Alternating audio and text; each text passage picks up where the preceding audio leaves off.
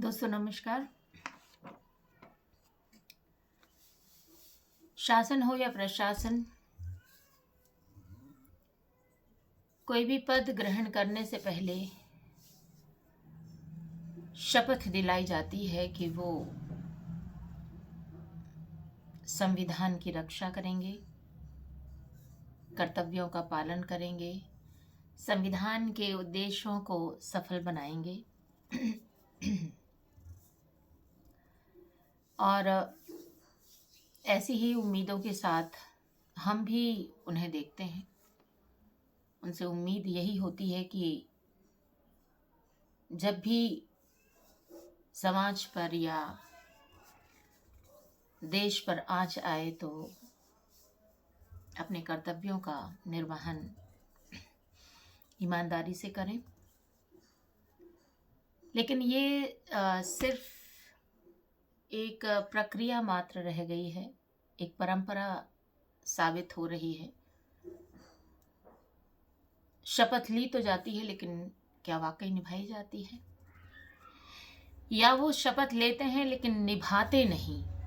ऐसा जानकर भी हम पत्रकारों की बात करें तो हम ये कह नहीं सकते, या यूं कहें कि हम ऐसा कहने के लायक नहीं हैं।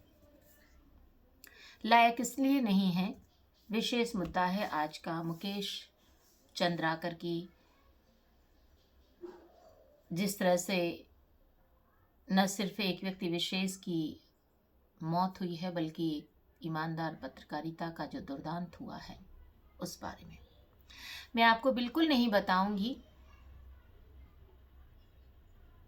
कि उनकी हत्या किसने की, क्यों की, कैसे की गई, क्योंकि पूरे देश का मीडिया इस बात को अपने अपने चैनलों से तरह तरह से प्रकाशित कर रहा है। बल्कि यहाँ वहाँ या कहीं जाने की भी ज़रूरत नहीं है, या उस स्थान पर जाने की भी किसी को आवश्यकता नहीं है।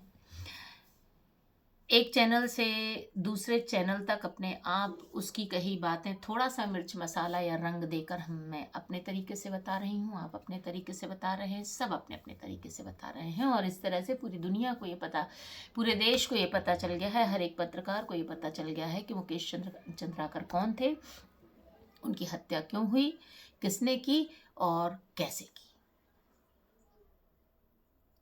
अब आप सोचेंगे कि अगर मुझे इस विषय पर बात नहीं करनी है तो फिर क्यों मैं आई हूँ, या मैं ये वीडियो क्यों बना रही हूँ? वो इसलिए बना रही हूँ कि अभी भी बहुत सारे हमारे साथी हैं, पत्रकार साथी हैं, जो बड़े ही जांबाज मंसूबों के साथ ग्राउंड रिपोर्टिंग कर रहे हैं। मुकेश चंद्राकर जी के साथ जो भी हुआ, उसको जिस तरह से पूरी समाज में परोसा जा रहा है, इसका फायदा क्या?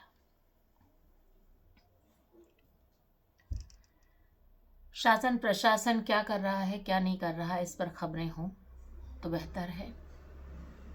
और सबसे बड़ी बात कि एक खबर ऐसी भी आ रही है कि मुकेश चंद्राकर जी के बड़े भाई युकेश चंद्राकर जी इस बात की भीख मांग रहे हैं कि वो दिल्ली में जाकर पत्रकार वार्ता करना चाहते हैं और उन्हें वहां तक सुरक्षित पहुंचाने की जिम्मेदारी ली। बहुत सारे अधिकारी चारों तरफ खड़े हुए हैं उनके, लेकिन अब यहाँ बात आती है कि यदि वाकई हम पत्रकार हैं तो कैंडल मार्च निकालना अपनी जगह सही है, लेकिन ये डिफेंडिंग मार्च में हमें युकेश के साथ ज़रूर शामिल होना चाहिए। ये मेरी आवाज़ जहाँ तक जाए, जितने लोग भी मेरे इस YouTube को देखें, उन्हें मुझे लगता है कि इस विषय पर विचार करना चाहिए, क्योंकि पत्रकार, बहुत कम पत्रकार ऐसे हैं जो अपनी लड़ाई नहीं बल्कि समाज की लड़ाई लड़ रहे हैं। लेकिन उनकी लड़ाई लड़ने के लिए कौन है? उनके परिवार का क्या होगा इस विषय में सोचने के लिए कौन है। ये बड़े दुख के साथ कहना पड़ रहा है कि पत्रकारों का ही बहुत बड़ा हिस्सा अपने कर्तव्य को छोड़कर कुछ ऐसी गतिविधियों में शामिल हो चुका है जो मैं कह नहीं पा रही हूँ, लेकिन मुझे पूरा विश्वास है कि आप सभी समझ रहे होंगे। डॉक्टर राकेश पाठक सर ने भी अपनी एक वीडियो में उन्होंने कहा कि मुकेश चंद्राकर की हत्या का आरोपी सिर्फ सुरेश चंद्राकर नहीं है, बल्कि शासन प्रशासन सहित पत्रकार भी उसकी हत्या के जिम्मेदार हैं। उन्होंने ऐसा क्यों कहा ये आप बखूबी समझते हैं। मुझे आशा है, विश्वास है कि जो ग्राउंड रिपोर्ट के लिए आज भी जांबाजी के साथ जूझ रहे हैं, एक नंगी तलवार उनके सर पर, उनकी गर्दन पर हर वक्त लटकती रहती है, और समाज का हित करते करते चौथा स्तंभ इस तरह से खामोश ना कर दिया जाए, इसके लिए हम पत्रकारों को कम से कम इस मौके पर एकजुट होना चाहिए। और बड़ी बात है, लेकिन मैं आप सभी से करबद्ध प्रार्थना करूंगी कि इस मौके पर यदि कलमबंद आंदोलन किया जाए तो गलत नहीं होगा। मुझे पूरा विश्वास है कि इस विषय पर आप ज़रूर गौर फरमाएंगे। मैंने अपनी छोटी सी बुद्धि से जितना कि मुझे लगा